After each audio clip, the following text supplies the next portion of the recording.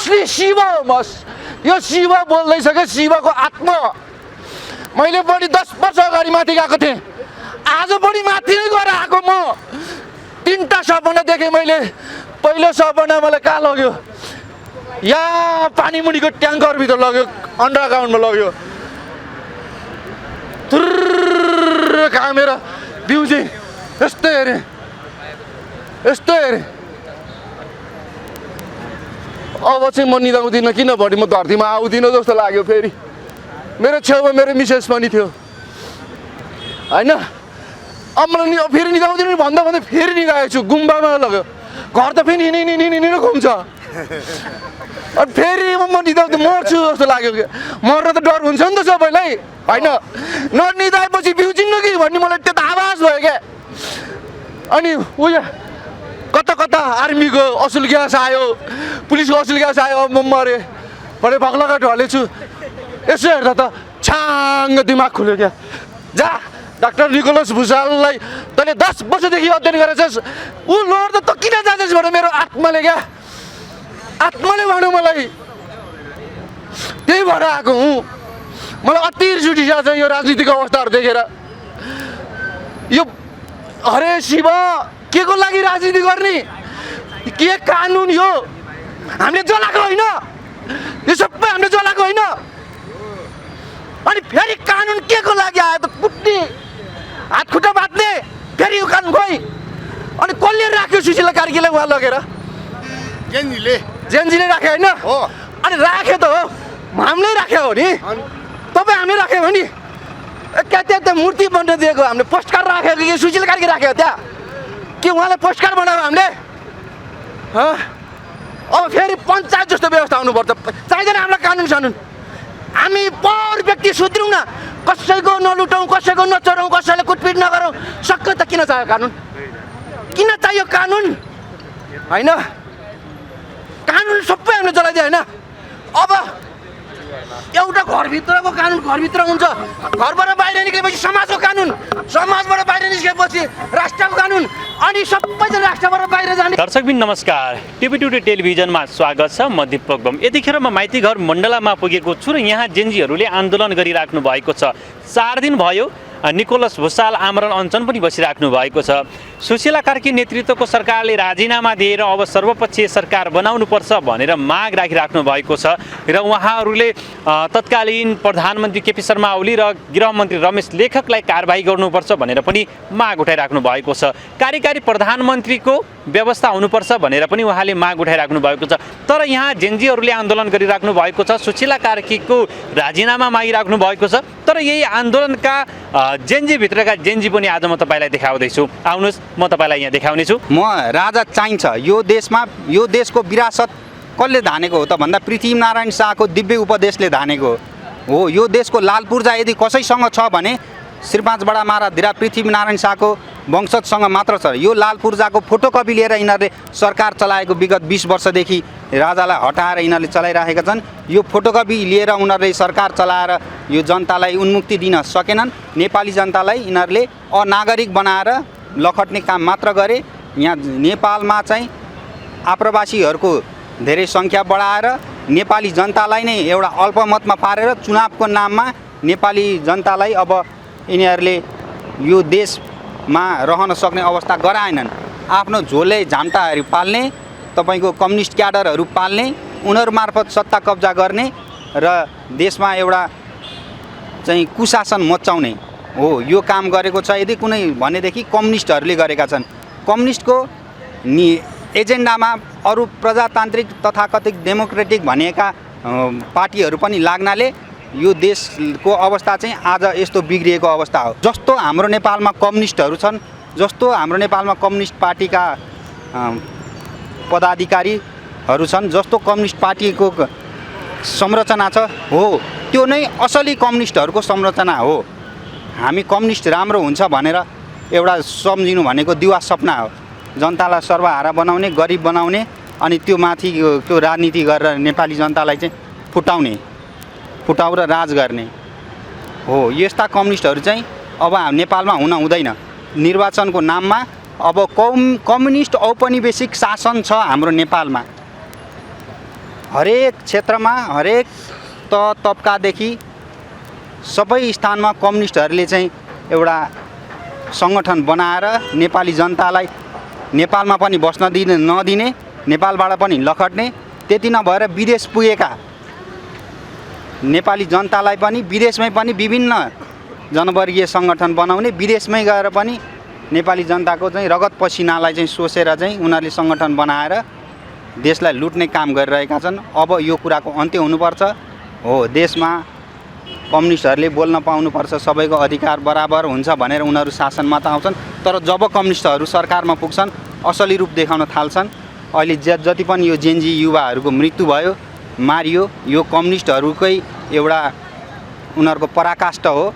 उनीहरूले आफू म कम्युनिस्ट विरोधी हो, नेपालमा कम्युनिस्ट नै हुँदैन, हँसिया हत्यौडाको नाममा राजनीति गरेर कम्युनिस्ट बनाएर चाहिँ नेपाली जनतालाई चाहिँ यो चुनावमा चाहिँ उनीहरूले एउटा प्रयोग गरेर उनीहरूले नेपाली जनतालाई चाहिँ मलाई बोल्न एकदमै गाह्रो छ। स्वास्थ्य अवस्था एकदमै, बिहान मेरो प्रेसर 50/80 थियो सर, अनि एकदमै गाह्रो छ। म धेरै बोल्न सक्दिनँ सर। यो सरकारबाट मलाई आश छैन, जनताले साथ दिनुहोस्, यो सरकार फेरौँ अनि नयाँ जसले काम गर्छ त्यो सरकार बनाऊँ। 5 महिना ढिला भएर केही हुँदैन। चुनाव भनेको चाहिँ यो आन्दोलनलाई, हामी सबै जेनजीलाई, हामी सबै युवाहरूलाई, सम्पूर्ण नेपालीहरूलाई धोका हो। र अहिलेसम्म 15 वर्षमा 14वटा सरकार बने। स्थिर सरकारको लागि प्रत्यक्ष कार्यकारी हुनैपर्छ, प्रदेश कार्ड हो त्यो खारेज हुनैपर्छ, शिक्षा स्वास्थ्य फ्री हुनैपर्छ। देश गरिब छैन सर, देशलाई जबरजस्ती गरिब बनाएको। म आफै पनि देश धनी बनाउन सक्छु भन्ने आत्मविश्वास पनि छ, तर जनताको साथ चाहेको छ। म जनताको साथको लागि चाहिँ यहाँ बसिरहेको छु। मलाई उहाँहरूसँग आश छैन, थुप्रो पनि आश छैन, उहाँहरूकै राजीनामा चाहिएको छ। बरु जनताहरू चाहिँ आइदिनु होला है, साथ दिनु होला। यो माग पुरा हाम्रो इतिहासले एउटा मौका दिन्छ, त्यो मौका हो। अहिले फेरि चुनाव गऱ्यो भने फेरि यो मौका कहिले पनि आउँदैन। 2/3 कसैको आउनेवाला छैन। प्रदेश खारेज कहिले हुँदैन, प्रत्यक्ष कार्यकारी कहिले हुँदैन, भ्रष्टाचार छानबिन कहिले हुँदैन, विदेशमा भएकालाई मताधिकार दिने काम पनि हुँदैन। यो भनेको सरासर अस्तिको 80 जनालाई 3400 जना घाइतेलाई धोका हो। 1100 जनाभन्दा धेरै भाइ बहिनीहरू साथीहरू अहिले जेलमा छन्, उनीहरूलाई रिहाई गर्नु पर्यो। एकदम जनताहरू, किसानहरू, मजदुरहरू उहाँहरूले आफ्नो अधिकार पाउनु पर्यो। शिक्षा स्वास्थ्य निःशुल्क हुनु पर्यो। यो देशमा देश स्वर्ग जस्तो छ। विदेशी शक्ति र केही पुराना शक्ति मिलेर साह्रै जिडो बनाएको छन् यो देशको हालत। र मेरो हालत अहिले उस्तै भएको छ। त्यही भएर यो देशलाई उठाउनका लागि चाहिँ मेरो अन्तिम प्रयास छ। यो सरकारले के गर्दै गरेन कि पुरै धोका दियो क्या हामीलाई। अनि यो चुनाव भइहाल्यो भने चाहिँ हाम्रो सबै यो आन्दोलनको मर्म नै जिरो भयो क्या। अनि यो आन्दोलन तुइयो क्या सर। अस्तिको जुन यत्रो विध्वंस भयो, सोच्नुहोस् न, 46 सालमा थोरै मर्दा पनि हाम्रो संविधान पुनर्लेखन भयो, अन्तरिम संविधान आयो। 62-63 नै आयो। अहिले त यत्रो धेरैजना मऱ्यो। हाम्रो धेरै कुरा मागेकै छैन नि। 3टा कुरा संविधानमा चेन्ज गर्दैन, विदेशमा भएकालाई मताधिकार दे, प्रत्यक्ष निर्वाचित कार्यकारी गर्दै, यो प्रदेश सभा खारेज गर्दै, भ्रष्टाचारलाई कारबाही गर्दै भन्दाखेरि यो हालत भएको छ सर। यो माग पुरा नगरिकन चुनाव भन्नु चाहिँ धोका हो है त। किन भन्दाखेरि रासोपाले पनि प्रत्यक्ष कार्यकारी लेखेकै छ, पालनले पनि भनेकै छ, कुलमान दाइले पनि लेखेकै छन्, हर्कलले दुर्गाले सबै लेखेकै छन्। तर यिनीहरूले चाहिँ त्यो कुरा व्यवस्था गरेर, मागहरू व्यवस्था गरेर अनि सिधै चुनाव भन्छन् भने चाहिँ हामी उहाँहरूलाई एकदम साथ दिनुहोस् भन्न चाहन्छौँ। सायद साथ दिनुहुन्छ भन्ने आश पनि गर्दछौँ उहाँहरू सबैले। विभिन्न अन्य पार्टीबाट एमाले, काङ्ग्रेस, माओवादी, रासोपाबाट आएका कार्यकर्ताहरू दलबाट आए र हाम्रो आन्दोलनलाई हाइज्याक गर्न खोजे र घुसपैठ भयो भनेर यहाँ आक्रमण समेत हुने गरेको छ। तर यतिखेर यहाँ पुगेका जेनजी पनि आज यस्ता छन्, अबको यो आन्दोलनबाट, जेनजीको आन्दोलनबाट यो व्यवस्थालाई परिवर्तन गरेर राजा ल्याउनुपर्छ भनेर आज हामी जेनजीका अनुहार देखाउँदैछौँ। तपाईँले हेर्न सक्नुहुन्छ। त्यो बेला चाहिँ बालेन साँची नहुने, अहिले चाहिँ ल म प्रधानमन्त्री बन्छु भनेर रविसँग सामेल हुनुको कारण के हो? त्यो जेनजीलाई उस्काउने को हो फेरि? होइन, त्यो बेला त आउनु पर्थ्यो नि त। संविधान पनि मिचिदिनु भएको छ, अदालतले त कसैको केही बिगारेको थिएन होला। अदालत मात्रै छोडिदिनु भयो, पुनर्स्थापना संसद पुरै जलाइदिनु भयो। प्रधानमन्त्री हेर्दा पनि गैर कानुनी रूपमा छ। तर हामी 3टा तहमा एउटा तह मात्रै भएर भएन नि त। खोइ त हाम्रो त्यो बेला कानुन बनाउनको लागि सुशीला कार्कीलाई राष्ट्रिय आमा भनेर तपाईँ प्रधानमन्त्री बनाउनु। राष्ट्रिय आमा हामीले भनेको होइन, तर अहिले असंवैधानिक तरिकाले प्रधानमन्त्री बन्यो भन्नुभयो। सबैलाई थाहा छ नि असंवैधानिक तरिकाले बनेको भनेर। त्यो बेला किन प्रधानमन्त्री मान्न तयार हुनुभयो? अब त्यो बेला त अब कोही 10जना 20जना बुलेटमा आउँछ र म तपाईँलाई त्यहाँ लगेर राखेँ भने बहुमत त मेरो भयो नि। को हाम्रो त काम हामीले त त्यहाँ राखेको होइन नि त, बुलेटवालाहरूले राखेको हो त्यहाँ। यो पुरै एनजिओ र आइएनजिओ, त्यसैले मैले यसलाई उपसंहार भनिरहेको छु क्या। आइएनजिओ र एनजिओको यो पुरै सेटिङ हो, यो पुरै हाइज्याकै हो क्या। जेएनजीको कुनै पनि माग पुरा भएको छैन, हाम्रो माग जस्ताको त्यस्तै विचलितै परिरहेछ र यो पुरै हाइज्याक भएको हो। यो राजनीतिकर्ता, यो नरसंहार भन्ने यो रमेश लेखकले भनेको, नरसंहार त उहाँदेखि नै भएको नि। जबसम्म माथिको आदेश आउँदैन भने गृहमन्त्रीले आदेश नदिकन अनि प्रशासनले गोली चलाउन पाउँछ? माथिबाट सेट होला नि त केही सेटिङ है। अहिले छानबिनमा जाँदाखेरि म केही छैन भन्छन्, सानोले चाहिँ कहिलेसम्म न्याय पाएको छ? गरिबले अहिले न्याय पाएको छ? कहिले छैन नि पाएको।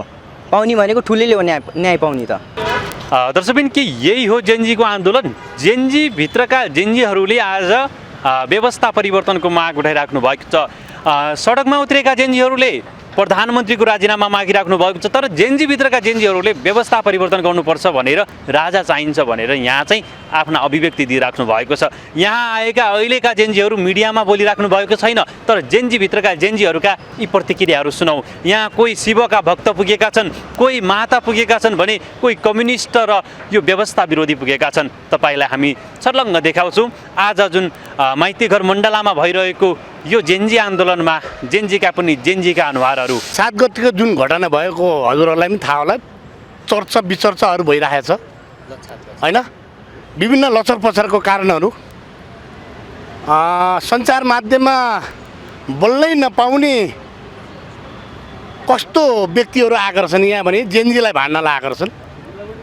अहिले एकजना नेपाल कम्युनिस्ट पार्टी माओवादीका विप्लव समूहको एकजना व्यक्ति दैलेखको भन्ने कुरा आएको छ। अहिले मैले काठमाडौँ जिल्ला परिषदमा उहाँलाई मुद्दा हाल्दैछु होइन, मुद्दा हाल्दैछु र म उहाँलाई के भन्न चाहेँ भने तपाईँ हिजो 10 वर्ष सुरुङ युद्ध गर्दाखेरि जङ्गलमा बसेर सहरमा छिर्दाखेरि तपाईँको अझै पनि बुद्धि फर्केको रहन्छ भन्ने कुरो मैले बुझेँ।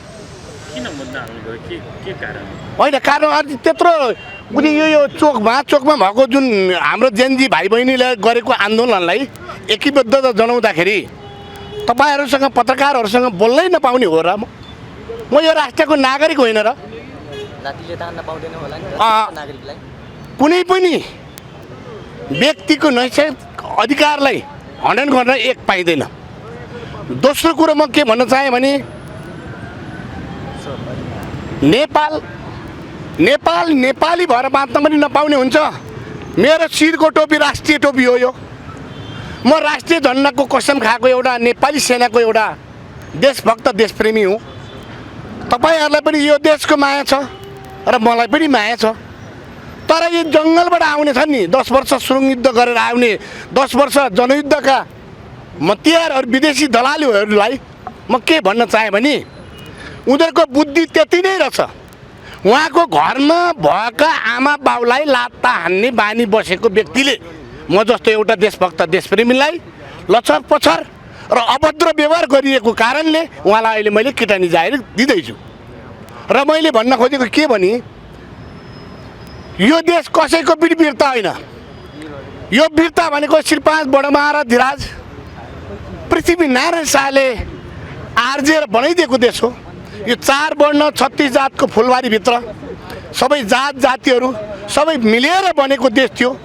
आज 10 वर्ष जनयुद्धको परिवर्तनको कारणले गर्दाखेरि आज देशमा विध्वंस गर्ने को त भन्दा यही माओवादी नै हो नि त, यही माओवादी नै हो।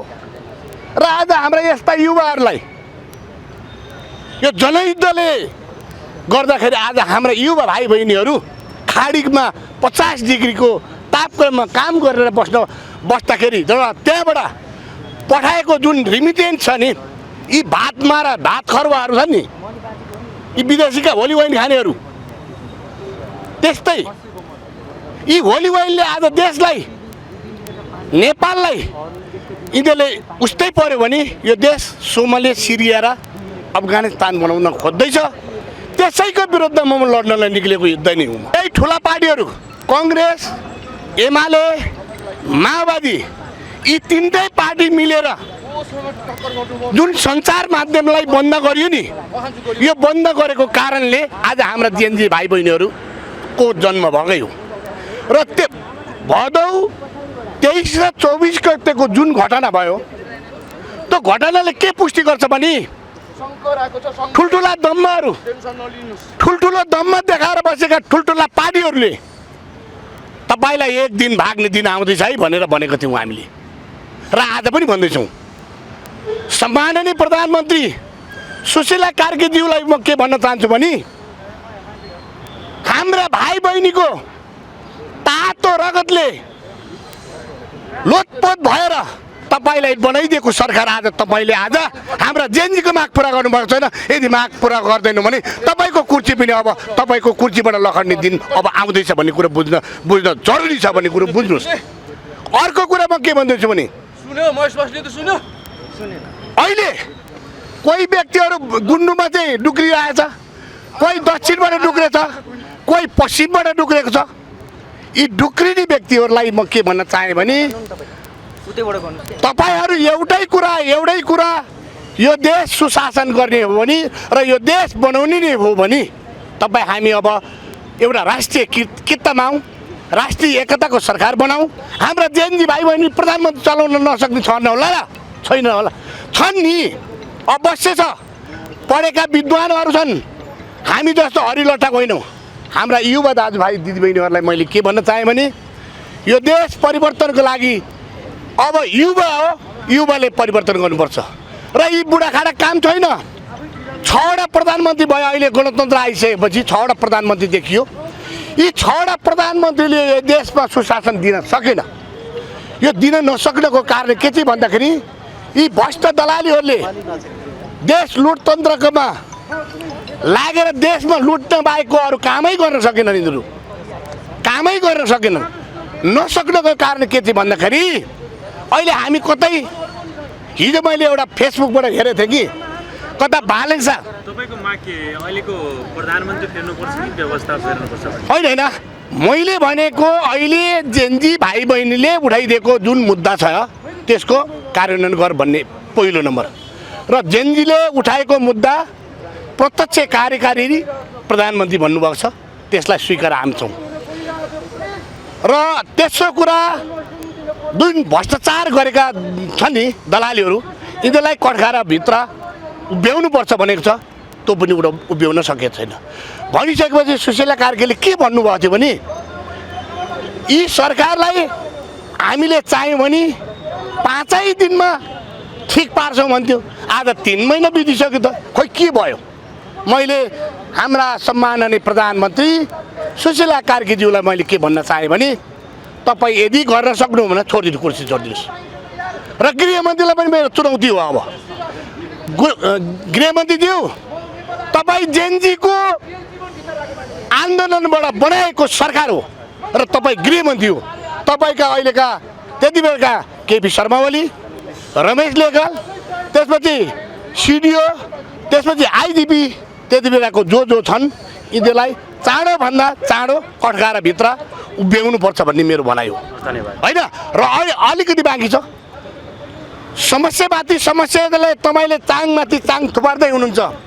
तपाईँको श्रीमान हिजो प्लेन हाइजेक गर्ने, तपाईँ आज जेएनजीका भाइ बहिनीको हाइजेक गरेर प्रधानमन्त्री भएको छ। तपाईँलाई हामी कुनै पनि हालतमा छोड्दैनौँ। यो देशको लागि, यो देश समृद्धि बनाउने भने तपाईँ हामी अब सबै पत्रकार, देश विदेशमा रहेका, काठमाडौँ, भक्तपुर, ललितपुर, नेपाल अधिराज्य भरमा रहेका सम्पूर्ण दाजुभाइहरूलाई म के आह्वान गर्नुपर्छ भने भोलिको आन्दोलन, हाम्रा जेएनजी भाइ बहिनीहरूको भोलिको आन्दोलन, निर्णायक आन्दोलन आउनुहोस्। दर्शकबिन, जेएनजीहरूले राखेका मागहरू जुन निकोलस भुसालले देखेर आमरण अनसन बस्नु भएको छ, तपाईँ देख्न सक्नुहुन्छ। हत्यारालाई कारबाही गर, जेएनजी बन्दीहरूलाई रिहा गर, भ्रष्टाचारीको छानबिन र कारबाही गर्नुपर्ने, संविधान संशोधन र विदेशमा भएका नागरिकलाई मताधिकारको व्यवस्था गर्नुपर्ने, प्रत्यक्ष निर्वाचित कार्यकारी बनाउनु पर्ने, प्रदेश सभा र राष्ट्रिय सभा खारेज गर्नुपर्ने, प्रधानमन्त्री र गृहमन्त्रीको राजीनामा र पहिला माग पुरा अनि मात्र निर्वाचन भनिराख्नु भएको छ। तर यो भित्र हेर्दाखेरिमा जेनजीहरूले यो व्यवस्था परिवर्तनका लागि भनेर कहीँ लेखिएको छैन। तर यही आन्दोलनमा पुगेका जेनजीहरूले चाहिँ व्यवस्था परिवर्तन गर्नुपर्छ भनेर आवाज उठाइराख्नु भएको छ। हो, जेनजीहरूले आफ्ना सही माग उठाइराख्नु भएको छ। हामीले पनि भन्छौँ अब देशलाई निकास गर्नको लागि जेनजीले गरेको भाद्र 23 र 24 गतिको आन्दोलन पश्चातको अवस्था हेर्ने हो भने साँच्चीकै अब जेनजीहरूले र युवा पुस्ताले जाग्न आवश्यक छ। तर यही आन्दोलनभित्रकै अनुहारहरूले भनिराख्नु भएको छ हामी जेनजी आन्दोलनमा आएका हौँ तर जेनजी होइनन्। यति प्रश्न पारिदिन्छु म तपाईँलाई, यो भित्र आएका जेनजीहरूले कुनै पनि प्रतिक्रिया दिनुभएको छैन। तर ती जेनजीहरूले भनिराख्नु भएको छ, मिडियामा बोलिराख्नु भएको छ हामीले यही आन्दोलनबाट व्यवस्था परिवर्तन गर्छौँ भनेर भनिराख्नु भएको छ। हामी तपाईँलाई देखाउनेछौँ। दर्शकबिन, यो क्षेत्रमा कुनै पनि पार्टीका आस्था राख्ने व्यक्ति अर्थात् आस्था राख्ने जेनजीहरू आए घुसपेट भएको भन्ने कुराहरू आउँछन्। तर अहिलेकै आन्दोलनमा चाहिँ रापरवा अर्थात् व्यवस्था परिवर्तन गर्नुपर्छ भनेर राजावादीहरू आउँदा यो घुसपेट हुँदैन। हामीले यहाँ देखेका दृश्यहरू हुन्। किनभने अन्य दलका जेनजीहरू आए घुसपेट हुन्छ, हाइज्याक गर्न खोजियो भन्ने खालका कुराहरू आउँछन्। तर जेनजी भन्दा माथि जेनवाई सम्मका व्यक्तिहरूले यहाँ प्रतिक्रिया दिइराख्नु भएको छ। यसै आन्दोलनबाट हामीले राजा फर्काउँछौँ भनेर भनिराख्नु भएको छ, व्यवस्था परिवर्तन गर्नुपर्छ भनिराख्नु भएको छ। अब यहाँनिर एउटा शङ्काको विषय हुन्छ, मिराज ढुङ्गाना पक्कै पनि के अहिले व्यवस्था परिवर्तनका लागि लागिराख्नु भएको छ? हो, यसमा शङ्का गर्न सकिन्छ। किनभने यहाँ आउनुभएका थुप्रै व्यक्तिहरूले पनि अहिलेको प्रधानमन्त्रीको राजीनामा मागिराख्नु भएको छ जेनजीहरूले। तर त्यही जेनजीकै अगुवाहरू अहिले जेनजीहरू छैनन्, उहाँ जेनवाईबाट अगुवाई गरिराख्नु भएको छ। अझ पनि देखाउँछु, रविकिरण हमाल पनि व्यवस्था परिवर्तन गर्नुपर्छ भनेर लाग्नु भएको व्यक्ति हो। तर यसै आन्दोलनमा सरिक हुनुहुन्छ। तर हेर्न सकिन्छ यहाँ चाहिँ जेनजीका अगुवा जेनवाई छन्। तर आन्दोलनको नाममा जेनजीको नाम लिएर आन्दोलन गरिराख्नु भएको छ भने तर व्यवस्था परिवर्तनका लागि अन्य व्यक्तिबाट परिचालित भएका छन्। र एमाले, काङ्ग्रेस, माओवादी, रासपा लगायतका जेनजीहरू आयो भने आन्दोलन हाइज्याक हुन्छ, घुसपेट हुन्छ।